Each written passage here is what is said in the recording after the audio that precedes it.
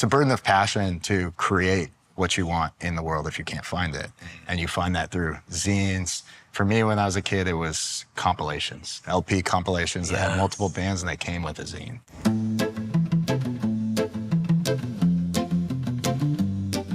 You guys, welcome to the latest episode of the Grappling Monthly Podcast. We're here at Legacy Glendale. I'm very excited to be joined by Jeff and Yego of Powertrip Worldwide.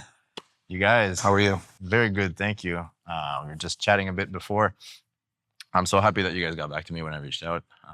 Excited to get to know you guys a little bit on a personal level, and also very interested about Powertrip and how that got started and why you guys have made some of the choices you've made so far.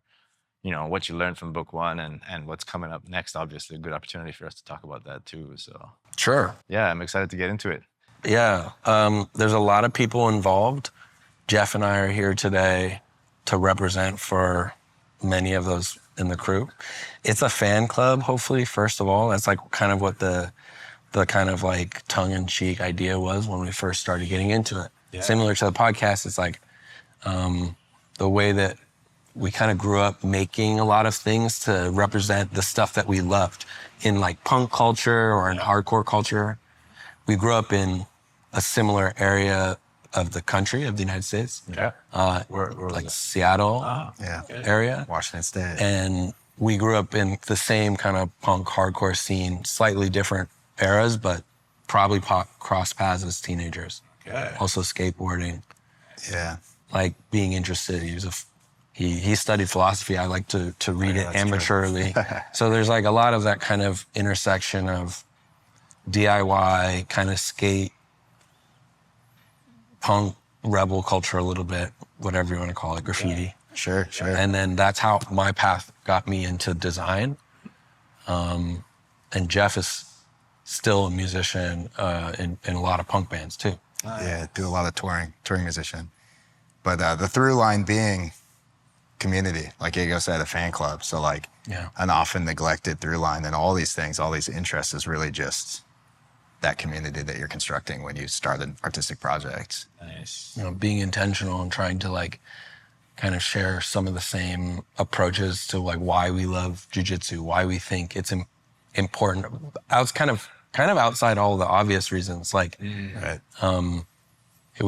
kind of like have this provocation, I guess, or like this question that we'll ask of like, what if martial arts is kind of a combination of both the like discipline and the rigor and the exactitude of martial, then what is the kind of art's response? And much of martial arts has focused on the martial component. And there's lots of really interesting examples of where it's been focused on in the arts.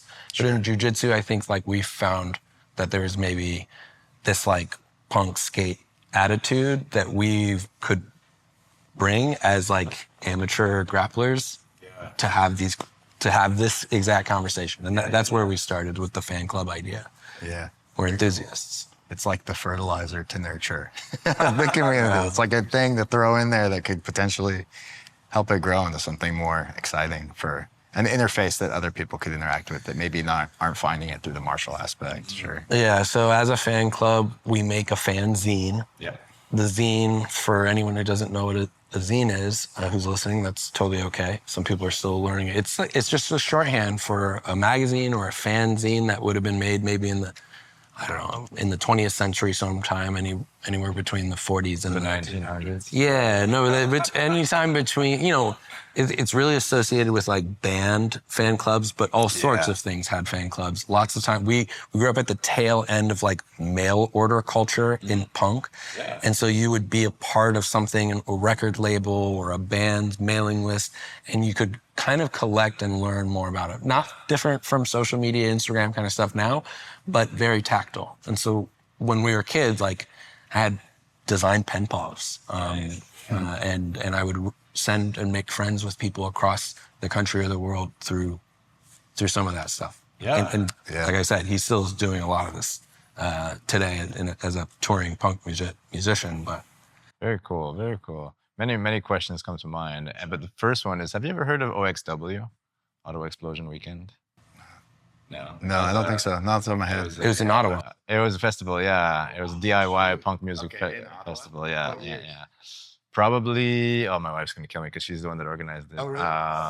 Yeah, she's way cooler than me, but but it was, I would say, probably 2006 to 12, maybe to 14, 12, 14, something like that. Yeah, absolutely.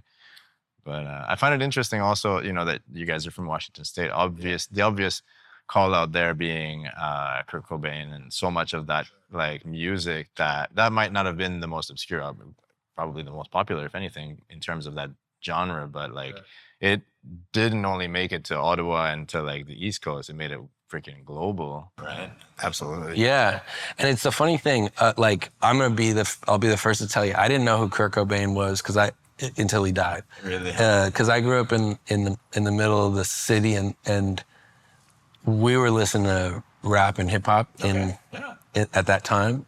But then it was later, and like the roots go back into the 70s, and like we were talking about this street near the university. Like a lot of people had DIY publishing or shows or music or record stores, and the DIY kind of venue scene and the all ages scene, especially in the 90s, was kind of like a political fight. There was a dance law, a dance ordinance that people had to organize against so that there could be all ages shows. And in the hardcore punk scene, it's a big deal. Because we were a battle in smaller cities. Yeah, we were like, I was an 11 or 12-year-old just after Kurt Cobain died. And it was like being able to go with kids to this place where there was a space, and like it felt like anything could go, but there was also a way that you saw that you were meant to behave in like a scene. And that reminded me a little bit of what we started to find. A little bit of our gym is like that. Jiu-Jitsu amongst hobbyists. If you see somebody with cauliflower ear on the plane, you might introduce yourself. Yeah. I do, at least.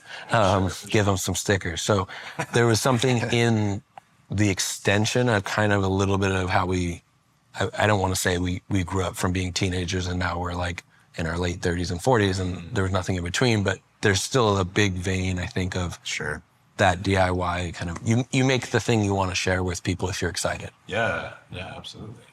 Yeah, taking it into your own hands, because that's a lot of what it instructs, at least when you're a youth, is like what you learn from music is that anybody can do it. And like you said, your wife was organizing a festival. Sorry, I'm unfamiliar. I did play Not Dead Yet quite a few times, which is around the same time in Toronto.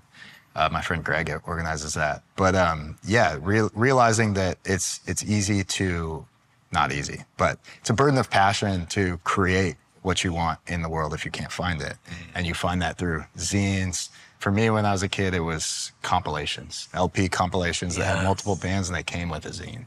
And that zine would have like, each band would get like a page or whatever to just explain, or just whatever. It could just be art. They could explain why they're a band. They could have lyrics, whatever it may be.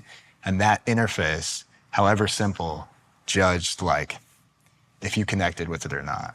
So Powertrip is kind of doing a similar thing. I sure hope so. You gave me goosebumps. Because when I was a kid, there's, I think it still exists, Jeff will confirm, but he's talking about a compilation. I remember buying the straight edge compilation from this record label called Abolition Records. It's still around, I believe. It's if not Kent McLeod. I think it turned into distribution. Abolition. It turned into distribution, and now it's owned by like East India Trading or something. Oh, totally. I could be incorrect. It's actually put out one of the Undertow CDs. Yes, put out Undertow. Yeah. So we're talking about the same nerds. Any of the super nerds from Seattle hardcore. So there was a compilation of like maybe international, but at least all over the country, different bands that were considered like hardcore, and part of that is like straight edge. And that record came with a little bio on everybody, and it was like cut and paste. That sort of handmade component definitely is part of why we are calling ourselves a zine, even if we use a lot of fine art printing. There's a lot of tongue-in-cheek, high and low that comes from probably running the spectrum in my life from doing it yourself, and I've also worked for a long time in like the highest levels of design. I'm putting quotes around that, everybody. Yeah. In the highest levels of like visual and graphic design. I'm a creative director by trade, and I have been doing that for 24 years this year, maybe longer. No, 26. Yeah, 19. Yeah. And that part of being able to like know how to make cheap industrial processes work as fine art is something we also like, I think. So cool. That is cool. And I would say that punk now has so much reference material that there have been people who have taken styles and then like kind of put them in new contexts. And that is part of the adaptation. We talk a lot about like, we like jiu-jitsu. The answer to our question of how do we show the art side of martial arts is that like it's really creative adaptation. And that's what we mean when we say everybody, it kind of is for everybody. It doesn't mean or it's for anybody. Right. It doesn't mean everybody wants to do jiu-jitsu. We have no idea that they want, but it is for anybody. We have a couple of people who are differently abled who come to our gym a lot and are always impressing folks by the way that they're doing jiu-jitsu slightly differently. His body, my body, not the same. Therefore, jiu-jitsu is unique to all of us. So that part we're down with. I think the thing that we try to do also is like, how do you make that also refine to the things that excite you about visual art? It's not just about jiu-jitsu, wrestling, and judo is what we said Powertrip is about. Yeah. It's also about kind of the visual interpretation of that and making it our own and trying to like maybe publicly ask those questions through the things that we publish. Yeah. Well, so I got to be honest, the first thing that I thought when I actually saw somebody wearing one of your rash guards, like cream colored with green. Yeah. And then I checked out the website, and the first thought that kind of came to mind, honestly, was like, oh, it was a combination of like finally, but also like, oh, this does exist. Like there are people that, like, I don't want to use a term like alternative, but it would have been a term that you would have used in the 90s, like, you know, because somewhat counterculture, but then again, very much culture. So like, I don't know that I have the right terms, to quite honest. And I don't think that there needs to be a label either, to be fair. But I did find it, at the very least, like refreshing. I was like, oh, I want to meet these guys because, you know, I want to know kind of the thought process and what you know, brought you guys to express yourselves creatively in this way in and around grappling modalities or arts, right? Because I'm so happy that you mentioned a spectrum, because like, I think I've gravitated from the art aspect of things. Like my initiation to martial arts was reading books about Eastern martial arts, right? So like largely Kung Fu and like Chi stuff, and like, you know, really interested in Taoism at one point. And, Like the spiritual side. Yeah, I studied Taoism for a long time. Did you? Nice. Yeah. I think I was searching for myself as well as like a 20-year-old, you know. I was lucky enough to do a little bit of backpacking, so I had a lot of like a little introspective as well. So I got the chance to kind of, you know, be exposed via these books to different ways of thinking that were completely foreign to me, which led to then coming across capoeira. Sure. You know, and then that was like, because I really like breakdancing. Yeah. And I was like, and I did a little bit, not that I was any good, but I really enjoyed it. And then I was like, oh, this is going to be my jam, because this is like, at first glance, it was exactly right in between those two things, right?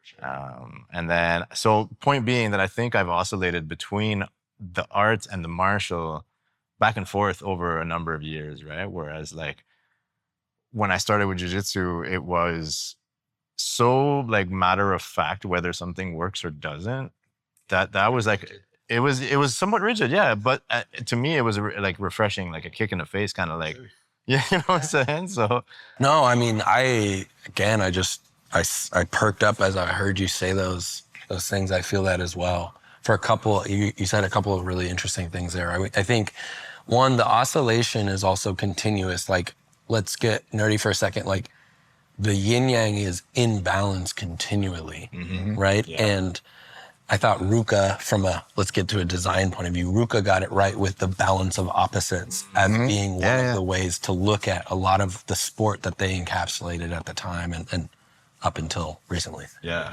And that's I thought that was great. I think the part about being counterculture or iconoclastic, that's a punk nature. It's almost like a jester or a trickster role in literature or something like that. Like we want to agitate in this way, and that's punk's role, is to question and to agitate towards a new future that reimagines the status quo. Yeah. That's at basic. I mean, tell me if you agree with this, but I think that's one of the ways that as a 40-something-year-old and a late 30-something-year-old, I could kind of take that to my life more than just fast music. Yeah, absolutely.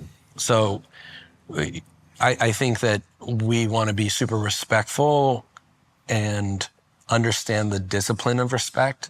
And so I read a lot of the history of Brazilian and Brazilian Jiu-Jitsu in Brazil, as well as its origins in judo, and Jigoro Kano is a really big inspiration for the brand.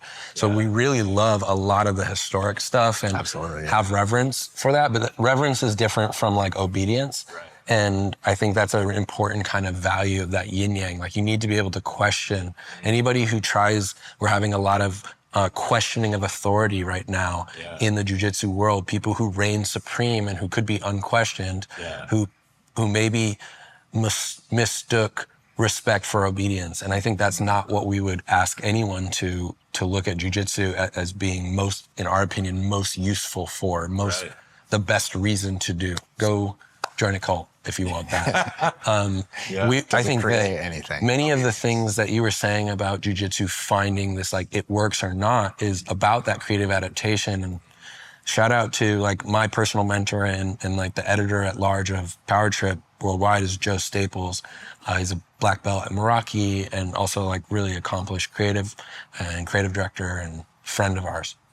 And he thinks that creativity and sensitivity are two sides. That he talks about this. He has a rad lecture about this, and he teaches some of his creative staff jiu-jitsu. And the idea is that creativity and sensitivity are kind of two sides of the same coin. And so that's a big part of also we want to be, all of the folks that came before us in the design realm of jiu-jitsu, like the shoyu rolls and the Krugans, Viking Kimono, and A&P, and many other people who have pushed it. All of the Brazilian style that came through the 90s and the 2000s, and then the Nogi style of North America, and so many of these things. Really love that stuff. And I learned personally about the history of jiu-jitsu through those things, but we want to be distinctly looking at it differently instead of only continuing that vein. And I think that is what we mean. If it feels counter to it, is that we do want to zag on purpose to what we see as being perhaps overly centered towards domination, superiority, individuality, and other things that I think are phony on the mats, and that everybody needs a partner. Gordon Ryan needs a partner and resistance and an uke, and to be an uke in order to feel the things that he's fantastic. Nothing taken from him from a jiu-jitsu sport perspective, but he's fantastic at that. We would just like to highlight what's already there. He is using things that are in us, and that's what makes us all special. Is that creative adaptation is part of our species. It's part of our spiritual philosophies, that whether that's, we talked about Posicore, this strain of hardcore that exists kind of a vein of things. Less a genre, more a place in time. Colloquialism. In which you're looking to try and find positive mental PMA, positive mental attitude, and trying to look to build and hold your community. That means accountable too, but it means in trying to build it. And that doesn't take that superiority individuality. So it takes some other stuff that we learned maybe from punk and skating. Sure. I think in the philosophical context too, it's like we keep talking about the yin yang and Taoism, but really it's like Powertrip in a way is, to bring it to a philosophical context, it's somewhere in between in the process of being and becoming, where Powertrip is just being. It's just, we're just doing how we interface with this, whatever you want to call it. If you want to call it a sport, if you want to call it a practice, if you want to call it it could even be a meditative thing for a lot of people, like just practicing and then expressing art through it in a way that we find inspiring or motivating. Taoism is all about balance and stasis, and the way the human mind compartmentalizes things is in opposites, in binaries, when in reality, it's more of a constant flux of different things that are all at once the same.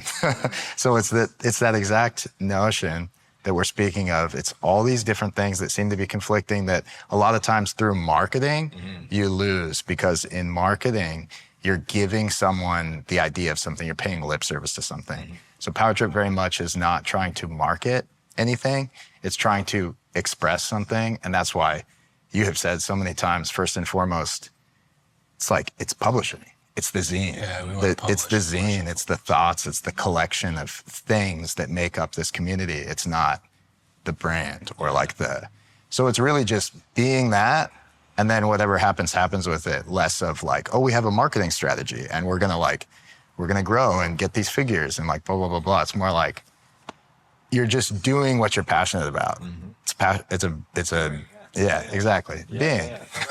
Being and becoming. That was really well said, Jeff. Yeah. I mean, you asked for the philosophy pedicure, so. I know, I really like that. I mean, so we talk a lot about two big references. So Jeff made a lot of skate videos when he was a kid. Yeah, always making edits, skate videos. Local scene stuff all the time. It's really analogous to the type of work that we're doing. Yeah. It's road trip, homie skate video, local park, we're rolling up to homie. Traveling, making friends. So vlogging was a thing. Before it was a thing, doing it for the love of the game. And so I think what you were just saying, there's two references from skateboarding that we've talked about a lot. One was kind of how Thrasher became to be what Thrasher was, and the other is 411 Video Magazine. Yeah. 411 at home. Oh, sick. Yeah. That's how I discovered. So those two reasons, we could say that before the internet, apologies for anybody for that phrase, but how you learned about things were bootlegged videotapes, or one person ordered it through mail order and through CCS maybe, and you got the tape. Yeah. And you could see what was happening in scene reports from Boston or Philly or New York, or understand. I probably know about the Brooklyn Banks or South Bank in London, or Hubba Hideout before I went to go skate those places later. R.I.P. Hubba Hideout. R.I.P. Or Embarcadero. Embarcadero. Because of these things, China Banks. Exactly. Yeah. Exactly. And you can say, but who's skating China Banks? Who's skating Brooklyn Banks? Anyway, let's not get into that. Yeah. And then so those things made a big influence, and then Thrasher kind of showed you how to be skateboarding rather than how to do tricks. Right. And that's a really, and what's not cool too. Sure. They were probably more ruthless than we would ever be with that sort of thing. They're probably not cool. What's cool? Not quite posi-core. But we think everything's cool. Yeah. No, what we think is fucking Mitchell Messenbrink, the #1 wrestler in NCAA folk wrestling right now, in my opinion, and through proof. But he was saying he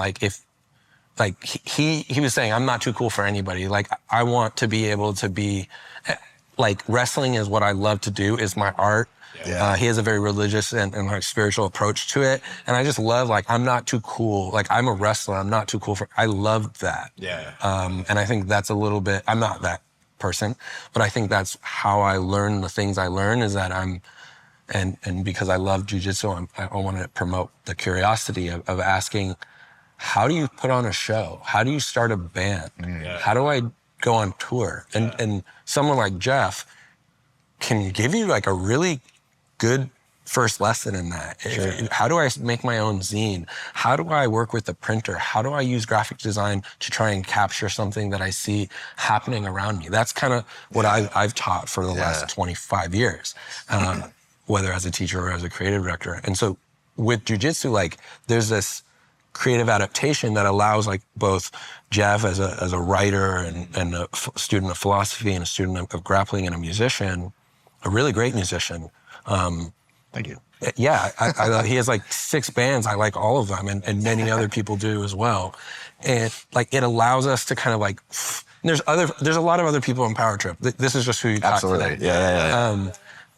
And the story has like roots with a lot of people helping, but these are where. A lot of very cool people helping. Yeah, and people who have like, you know, a lot of talent. Who are also interested in jiu-jitsu. And I think that also interested in jiu-jitsu, we talked at the beginning, like many things are like in the 1% of black belt focused interest.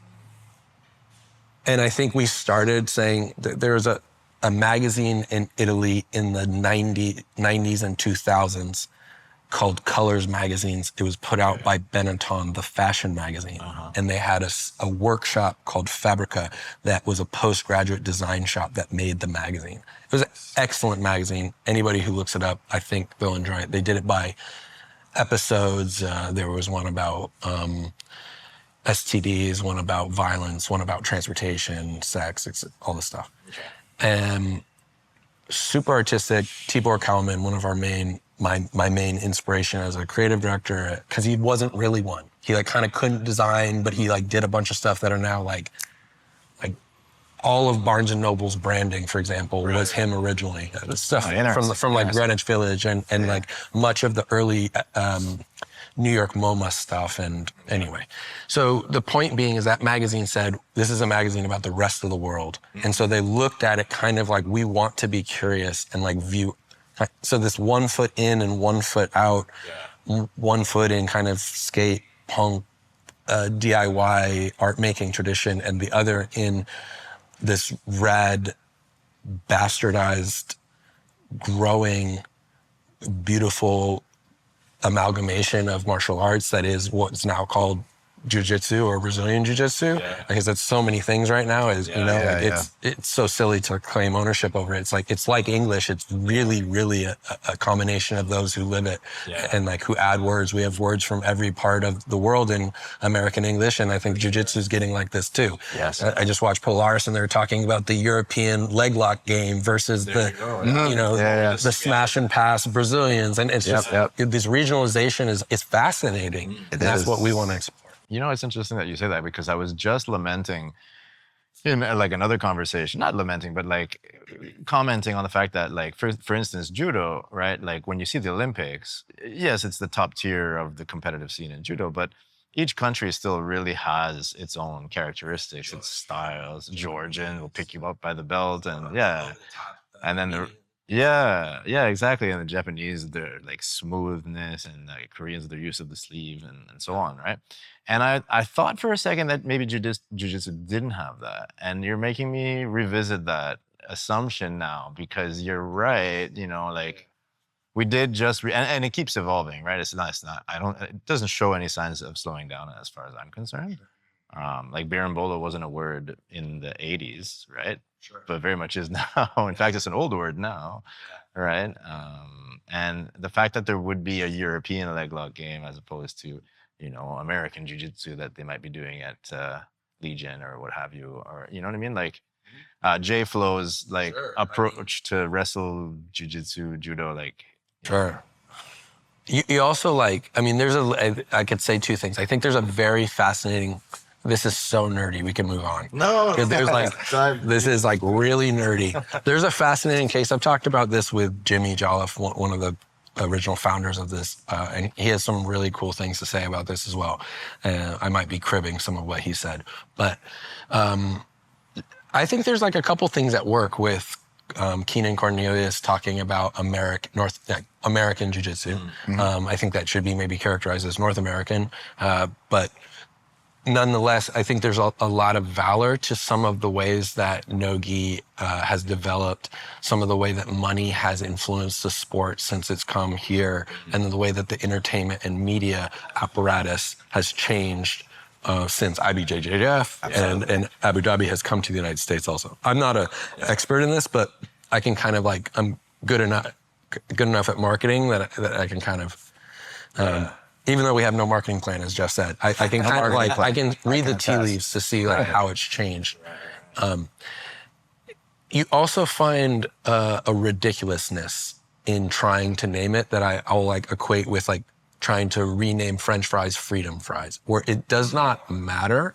And it's almost a moot point because as skateboarding went to Scandinavia, there's like these pros in Scandinavia in the early 2000s that totally killed it, or the UK. Tom Penny, absolutely. There you go. And there's like one person where it's like, am I gonna start calling that like the UK style? No, like he influenced that frontside flip influenced the entire world. That's Tom Penny style. Oscar style versus Reynolds style. Yeah, and I think that there's something a little bit more when we talk about this like flow between the poles and the spectrum. We want so badly to try to label some of the things, to own certain things, to discredit the past, to the sins of our father is not the sins of the son. Like there's so many things. Also, like I can imagine that there's some emotional trauma in Keenan Cornelius's Jiu-Jitsu past. Also, like I say that with empathy as a really high level competitor at that point. I also find it a little silly. For the vast majority of people, it's hard enough to explain why it's Brazilian and all with a Japanese name, and to embrace it kind of like the pizza slice in the United States or any other food that has become ours. Absolutely. I think it's a little bit. It's like freedom fries. It's like okay, dude. Absolutely. So, but at the same time, I mean, Jiu-Jitsu is a young sport, at least on a global scale. True. So, like, if you think about it, like it's going to change rapidly. And as it's developed into a global market like it has now, I mean, even, in the last few years, it's exponentially grown. And when you see things like that, you see these swings that start creating these compartmentalized little pieces of the puzzle because everybody's trying to claim their piece or whatever it may be. We don't even know what it's going to be like in the next 5 to 10 years. It's going to be a completely different animal. Yeah, it reminds me of like the development of the combustion engine or something, right? Wasn't it invented in 3 different places within the span of like 3 years, right? So, like without communication between the inventors. So, so young. Australians and Europeans both going to destroy us with leg locks, I think is the point of that. Well, I wonder because like, you make me think, for example, referencing skateboarding, like, and the different styles in a different country as well. The Japanese super technical, American big air, and like that's maybe a little reductive, but like, So I wonder how much of that is, and I can see that Jiu-Jitsu wouldn't be exempt. How much of that is tied to what culturally is valued as well? Like, for instance, like in Japanese music, right? Like the silence is a really important part of the song, whereas other genres or other or even in Scandinavian, you cited Scandinavia, like in a lot of their cultures, like sometimes something doesn't need to be said, like it's understood. Silence is not necessarily a bad thing, whereas in other cultures, in African cultures are very vocal, very, very communicative. Right. And beauty is like incorporated differently or perceived differently in all these places. So it would make sense that Jiu-Jitsu falls into that as well. Like what I might consider to be a beautiful game, or the Jiu-Jitsu that I want to emulate or learn might be completely different from yours. And we're North American. Like I'm just over the fence in Canada. Like, Go ahead. Well, I mean, to tie all of that together with a nice little ribbon, it's like, it's what we talked about at the beginning. It's like the point of what we're doing with Powertrip is like, it's expressing that through line. It's not so much the practice itself. Obviously, the practice itself is huge. It's paramount to Powertrip, Jiu-Jitsu, judo wrestling. But it's expressing, we talked about it in terms of folk music and how it brings people together and just expressing something through your art. That's what Powertrip is trying to do, is that through line. The interface always changes. we're all getting the same thing out of jiu-jitsu that other people are outside doing other practices are getting out of that practice.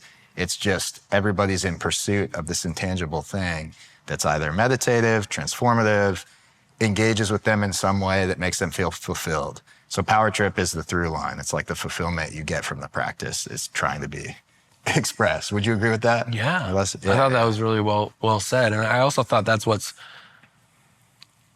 there's this like reggae lyric that comes to mind, which we put a huge amount of lyrics and music into, especially the next issue. But music is always, we're putting out a mixtape. We'll talk about that, like a punk compilation. But this lyric is from a guy named Errol Dunkley, and he says, every man do his thing a little bit different. And I really like, basically he's like, you don't have to copy me, you got your own sauce. Yeah. And I think that there's something in the posse kind of core way of like, also like punk and hardcore is a little bit of a template in a way that you put your own spin on. It's like a genre novel, like romance or mystery. The format's a little there. It's like 3-4 chords, and then like the drums are like this or like this or like this or like this. And so that can contain some of allows for the constants to be the same and then the variables to change. And so Jeff goes on, I mean, he was probably in like 7, 8, 9 countries in the last 365 days. Oh yeah, easy. And has friends all over. I mean, I do is have some of this experience, but has friends all over the world. And like that unspoken thing really does happen in skating and in punk. Like you see somebody with a band t-shirt that there's no way that they would know unless they know. Yeah, they're your friend. And jiu-jitsu has some of those same markers, and that is what reminds us of this. And it's just that okay, here's my little this is my hot take on Hot take. The reason that surfing and skateboarding have folk-driven visual cultures, meaning that the practitioners and the people who were DIY doing the sport were also the same people who got famous for the artwork doing the sport. Yeah. Right? Like even Pusshead. Goes like absolutely really, really to the start of graphics on boards.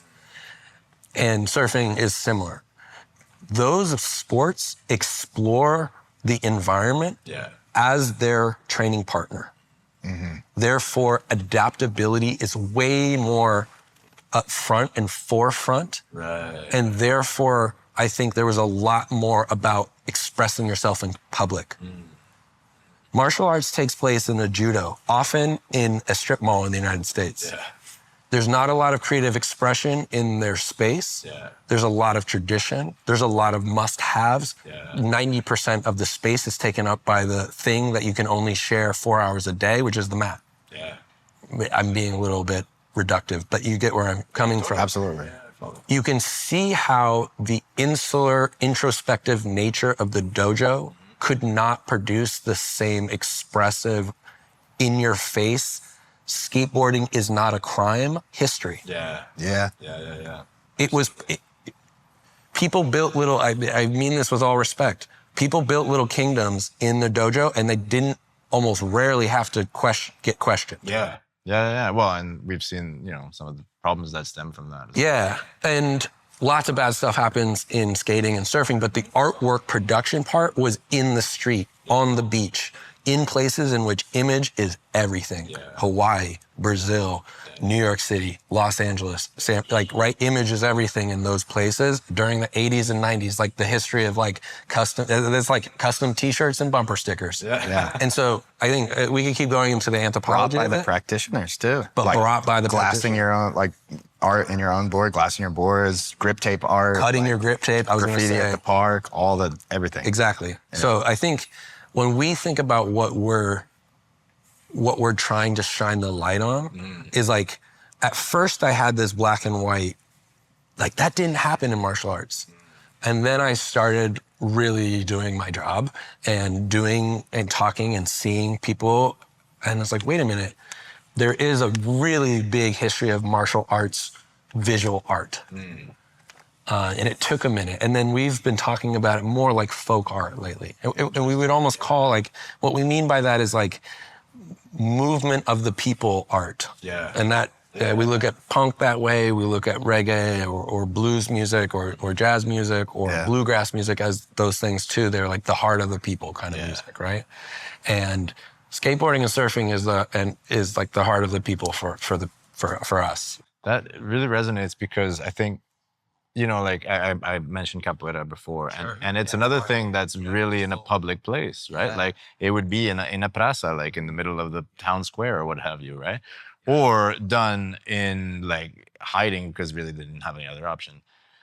And then, yeah, and then it's visually stunning. So then it's attractive to the layperson who might, you know, enjoy like a beautiful circular movement or an impressive flip or dexterity or what have you, whatever, or the rhythm of the music. Like it's not just physical, right? There's clearly well, there's a ritual around it without sounding too cultish, but like, you know, there's song, there's like spoken culture, right? So like all of those things, I thought at first, I was like, this has nothing to do with me, but I thought jiu-jitsu didn't have that. And I find this really interesting of a conversation because I'm seeing that, no, very much it does, but it isn't necessarily in your face. Expressed as Maybe not. directly. We're okay. You know? Yeah. So, yeah, we're really interested in that. That is what I'm getting goosebumps again because I believe that that's our past. Like in a cultural memory point of view, I haven't been doing martial arts that long. It's almost just archiving, right? But we want to like start to bring together this and start to like put more light. That's, you know, if you look at Carlson Gracie photographs from like 1987, in the back, ignore all the dudes flexing. Yeah. In the back, just for a second, you can go back to it if you want. There'll be murals on the inside of every single dojo that's Carlson Gracie affiliated as they go through the country. If you go on like the Carlson Gracie like archival Instagram has a ton of these things, really cool. There'll be like Wolverine or the Hulk or like kind of interpretations of pop culture, and they're in a gi, they're in a kimono, they're in a Viking kimono, they're in like what's stylish. They have a surfboard. Our teacher Paul Schreiner, he talks about when he was living in Brazil and kind of observing a lot of the culture there. There's a lot of like jiu-jitsu and surf competitions in which the two worlds did collide, and the flyer would have Stuff's awesome. that the flyer would combine it. Hawaii is in the United States, Hawaii is a precursor for many of those things. They were doing that stuff in the 90s. And like early Brazilians moved there, and obviously they have a long history of like a historical and cultural history of fighting, but also a modern MMA style of some of the greatest fighters. So we can, it's almost like, it's funny to come back to this. All we had to do was question our assumptions, and we were realizing that below the surface, we were being prejudiced and not looking at how much there really was. And I now fully would say that just looking at the history of wrestling, we now kind of tongue-in-cheek, but kind of damn serious, like wrestling is a human right. It's been a part of every single civilization ever. Yeah. Perhaps more than other things that you would count as part of civilization. Wrestling, and you could also argue like what's the first sport, running, boxing, or wrestling, right? Like it depends, chicken and egg a little bit there, because all three are. Well, you remember when they tried to take it out of the Olympics? I was like, oh my God, are you? Absolutely. Yeah. And I think what that is the specialization of wrestling has gotten to this point where the elite is the archetype. It's similar to like looking at Slash and thinking you can't play the guitar because you can't solo and wail out like them. That's a little bit where it's antithetical to the spirit of punk, where like you actually totally can and you should. Maybe like not everyone will like it, but it is still your responsibility to express yourself and try it and fail at it, and that's okay. And I think that that's part of like the artist way. I don't mean to get like, and I think when we overemphasize winning, I think that's a little what we're sniffing at. Like We were talking about that. yeah, like where's the freedom to like try and then fail with the homies, like at the skate spot. Anyway, that was a lot of talk. To recognize you're not always going to win. I had an interesting thought, which is just that it's another way to just frame Powertrip as like an entity to be observed. And that's, think about like one of the most popular punk bands that ever came from New Jersey, the Misfits. You see a t-shirt, if you walk outside on Brand and you walk up and down today, you'll probably see one t-shirt. You could buy one at Galleria at Hot Topic. So think about what is the value of that Misfits t-shirt bought from the mall? It's pretty much nothing. But what does it represent? And what Powertrip is doing is the representation, which is more like it's like archiving, it's collecting, it's showing, distributing, including. It's it's the Misfits in that it exists as a thing and they're just doing their thing and like creating these artifacts that one day hopefully are appreciated. And that's kind of like what any punk band should be doing. It's not about the market and like what you're trying to achieve because there's no achieving. It should just be what you're expressing and are you uniquely and passionately expressing what you're trying to express. So to bring it in a sense of like, something that someone's just observing, maybe has no interface with like any of this alternative stuff we're talking about, skating, punk, surfing, jiu-jitsu, just like a listener that might be interested in what does that even mean? It's just like you're doing something authentically that you feel like you need to express to create that through line where you're trying to connect with other people and then hopefully one day it's appreciated by someone else. Like it's that archive that gets appreciated. Man, and like you made me think like one of the best feelings is when you put that out and someone sings along to it. Yeah. Of course. Finds the fanzine years later and is like, this is like, so cool. That changed my life, yeah. Yeah. I mean, I think it guides you as a kid. I feel it important to really say like one group that really has done this that needs their flowers, especially I think this year, because it's their 25th year anniversary is Showy Roll though. Showy Roll has in many ways done what we're doing. And I think they've gotten to a size, and Jiu-Jitsu's also gotten to a size where it's probably harder to do some of the things that they did at the beginning. When you enter into some contracts and you might have other... I don't want to like speculate about their business, but it's gotten to a really big size. And so in Jiu-Jitsu, like perhaps it's gotten to a too big to fail size, in which their expectations on their margins make it difficult to write the same record that gave them their attitude. Right. Yeah. Or what? I'm mixing metaphors there. No, it's a great metaphor. Right? Like you can't write that album once you're signed. Yeah. No. And so I think like what's dope about art is that we stand on the shoulders of giants. And I think, Bear is an early supporter of us, and we admire a lot of what Showy Roll and many others like A&P and Perry have also done. A lot of folks. But I also think that's why we're not a goddamn apparel company. Like we don't want to be that. Those people are doing that well. We make some gear and things that you wear. It's always attached to the themes of our books. We haven't talked a lot about like why we do it, but the things that we make are connected to why we do it. We make. We just put out a zine for the LA Art Book Fair for creative people called "Are You a Grappler?" The answer might surprise you, and it's kind of a little tongue-in-cheek play at. Like a evangelical pamphlet that tries to convince, that can kind of like convince you that many of the things that you're already doing make you a grappler already. If you have a practice of any sort, whether that's a musical or an artistic practice, or whether you're a cycler or used to swim, that is the type of people who tend to love grappling. And so we want to show that like the creativity it comes from a place that might be unexpected.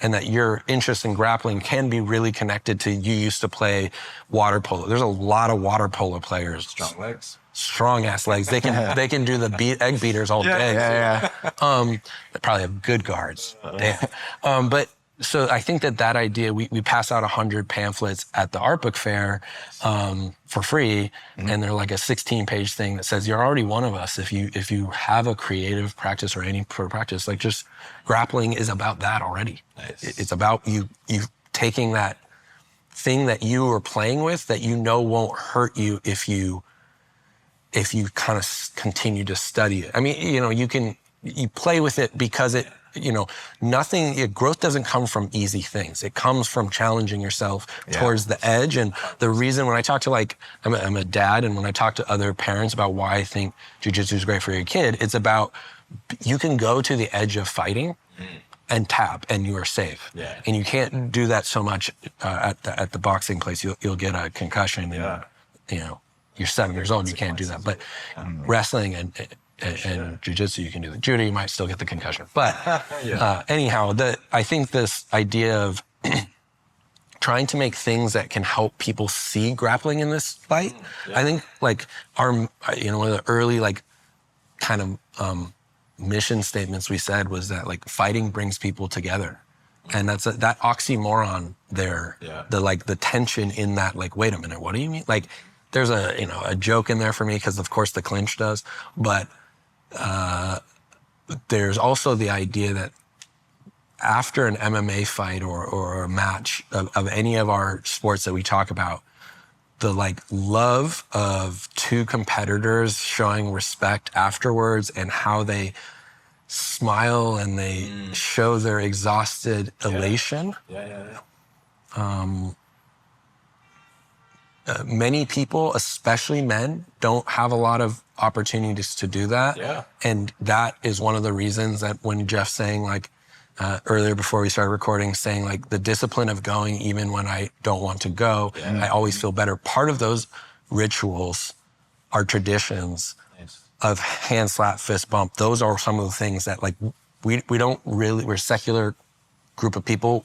We don't go to shows in the same way we did as kids. This is where we find that, if you want to talk about it as a third space or whatever, it becomes church or whatever. Right? It's our venue for this community. Absolutely. I think it's really interesting that you're kind of what's the word I'm looking at? Not teetering, but like there's a thin line there, right, between that gathering, that community, and the cult, and then that creative expression and the rigidity of obedience. And like I find that those opposites are really interesting, right? Like it's a slippery slope as well, right? Like you get into routine sometimes, and you might not notice that all of a sudden you have tunnel vision.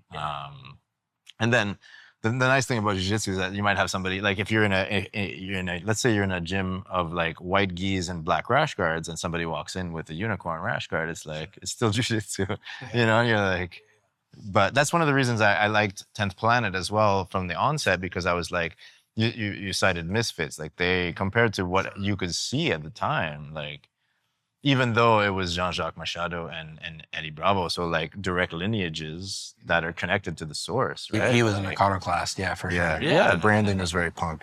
Yeah, and I had the pleasure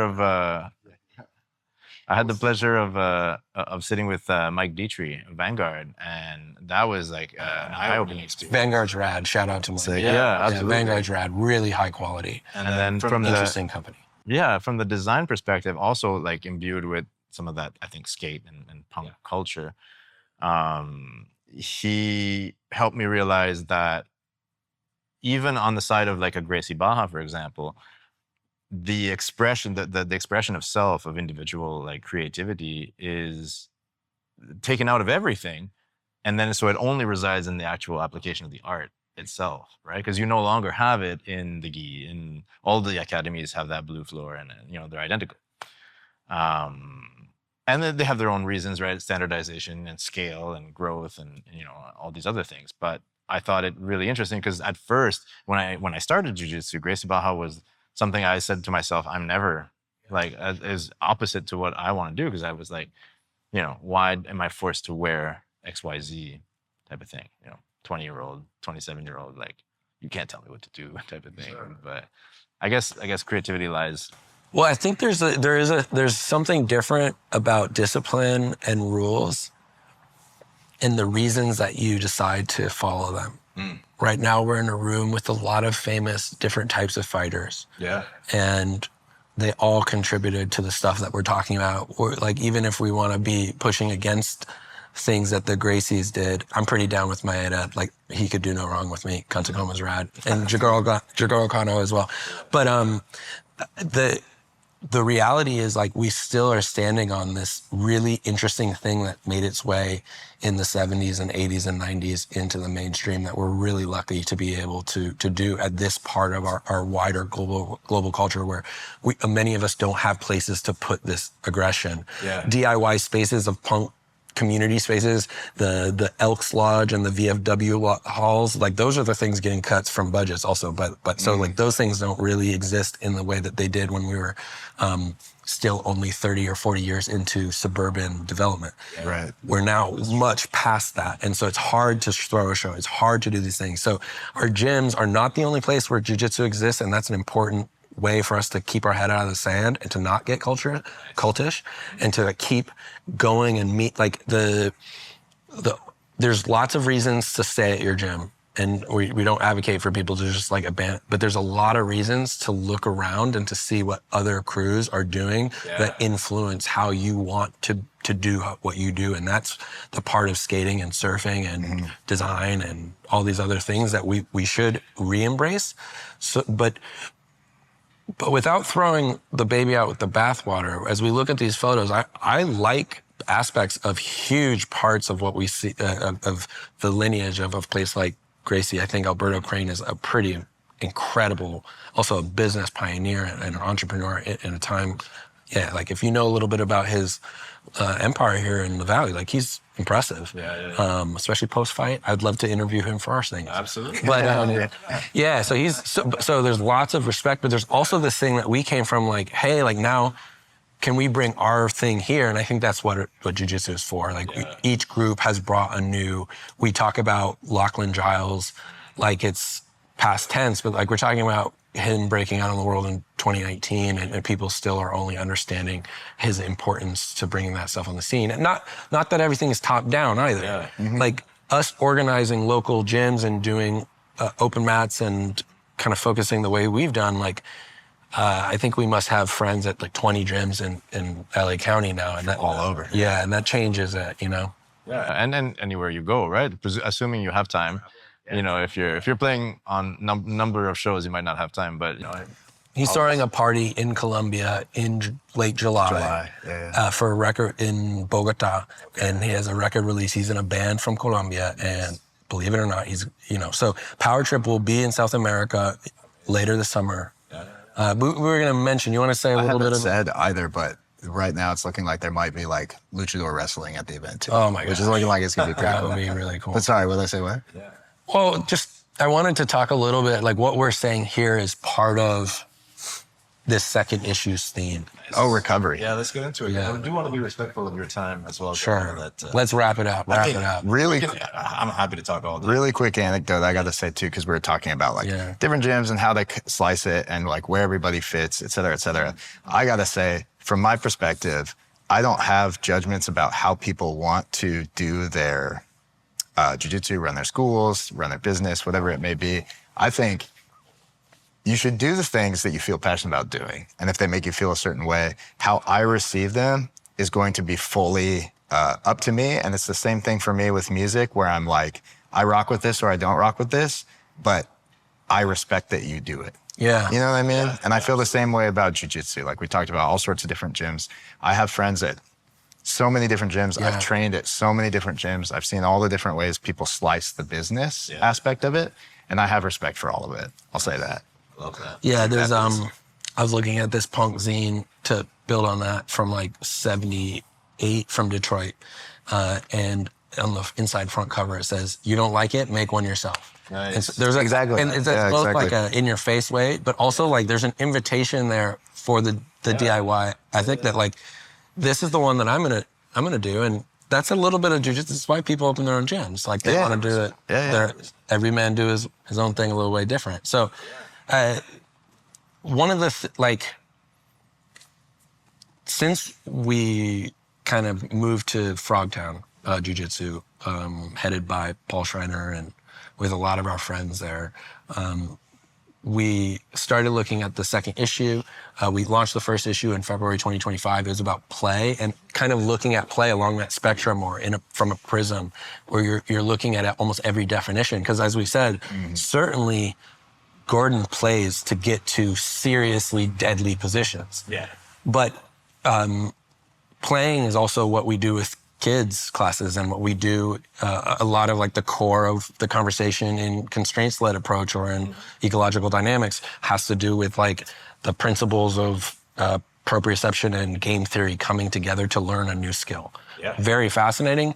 And we got into that in every way, both intellectual and kind of surface. Now we're doing recovery, and we're looking at recovery from every angle. Obviously, there's like the guard recovery. There's recovery from injuries, small and large. There's the idea of adults getting used to constantly being injured in jiu-jitsu, which is one of the things. There's people who are recovering from youth careers and who are now in the beginning of their middle age, looking at their identity and what they've brought with them to age 30 if they won championships younger. Jeff is sharing, recovering from how to train and tour the world. And how to keep your body your job. If it's your imposes job. travel on your life. How do you keep doing jiu-jitsu? He's doing like a 17-date Southeast Asia tour with, he's playing in 2 different bands, drumming and singing. Okay. Or that one will be drum.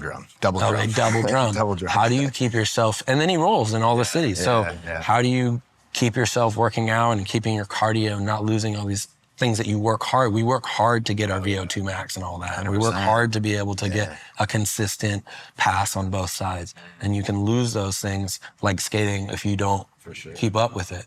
So that's one of the things. So with the recovery issue, we'll do 2 volumes. First one comes out June 18th. We'll have a opening party here in LA. We'll post about that on June 20th. And then we'll do a second volume in New York, releasing in New York on August 18th and 20th. So that recovery issue is both kind of a reflection, a little bit of me kind of deciding to leave my job, and also of kind of recovering like in the mental health space of like, how does jiu-jitsu reinvigorate me to find what's most important in the things that I do every day, you know? Which, as we said in the beginning, like jiu-jitsu can be that hub to help you find what's important to you. Yeah. Nice. And the pre-roll conversation where we talked about how do you keep yourself engaged with something you've been doing your entire life? Yeah, that's true. Yeah, you don't have to quit punk either. That's kind of something that I've come to realize through, you know, Jeff is a huge inspiration. Ways of expressing it. Yeah, Jeff's a big inspiration for me. Like, for better or for worse. For better or for worse. And a lot of the other friends that we work with are huge inspirations. And so this like reciprocation, like your training partners, the reciprocation builds on our practice. So yeah, absolutely. Very cool, very cool. So that is a physical, like it's a book, right? Or 2 books? It's 2 books. One is 168 pages, printed, about 9 by 17, same size as our last one. It's printed in 3 different, it's fancy. It's printed in 3 different ways, both punk and fancy, right? It's like that. It's going to be cool. And it has a lot of really exciting people, big and small. Some you've heard of for sure, some you've never heard of. Amazing. Yeah, same with the next one. And the fanzine continues at the same time? So that is the fanzine. That is the fanzine. Yeah, that'll be issue 2 and volume 1 and 2 of the fanzine. Okay. We'll do another 3rd one sometime in the beginning of next year. Nice. We have a bunch of like gear that comes with it.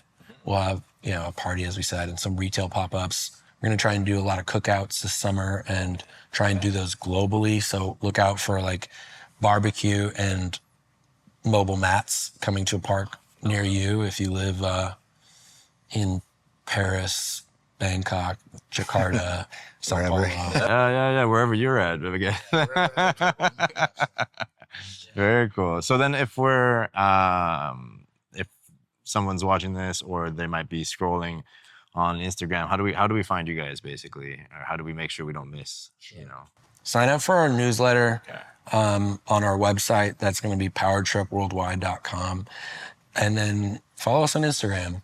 Jiu-Jitsu still mostly exists on Instagram, and we are at powertrip.ww. And yeah, we post there. It's mostly us trying to do our best with what we got. Jiu-Jitsu stuff, grappling stuff, let's be clear. Yeah. Because it's also, we talked a lot about Jiu-Jitsu, but I think it's because we're coming off Worlds. We're also as fascinated with like all forms of wrestling and judo, sambo, everything, you know. That's actually part of the reason that I called it Grappling Monthly instead of Jiu-Jitsu Monthly, because I wanted to leave that open. Yeah, grappling. You know? Great word for that. I mean, we love Jiu-Jitsu, both do that the most, but I think the culture is also breaking down a little bit as it moves from country to country. You can incorporate so much I mean, it's almost part of the business plan for a gym is to incorporate the surrounding stuff. You almost have to. Yeah, so it's cool. Yeah. Very, very cool. And do you want to shout out your bands, perhaps, that we can see you, you know? There's a band called Gag, a band called Raw Brigade. That's the one out of Colombia. A band called Amen Out, a band called Fishnart that's out of here, out of LA. The other two are out of Seattle. And a band called Change that's out of Vancouver, BC. Yeah. They're all good. Yeah. They all have Different maybe a vibes, different interface. Yeah. They're all radically different, and they all might have an interface that someone could plug into. Okay. Who knows? We'll be doing more music stuff this summer too. Yes. Yeah. My Spotify playlist is about to explode. We'll put out at the party that we're doing on June 20th, we'll have a mixtape with Highland Park Fight Club. It's a punk compilation we're putting together. I'm really excited. It's all about fighting, as you might guess. Yeah. It'd be awesome. Thank you, Sebastian. This is rad. Yeah, thank you so much. Yeah, hell It's yeah. a blast. Prazer. Yeah. Prazer, então. Right on, that's it, guys. Oh.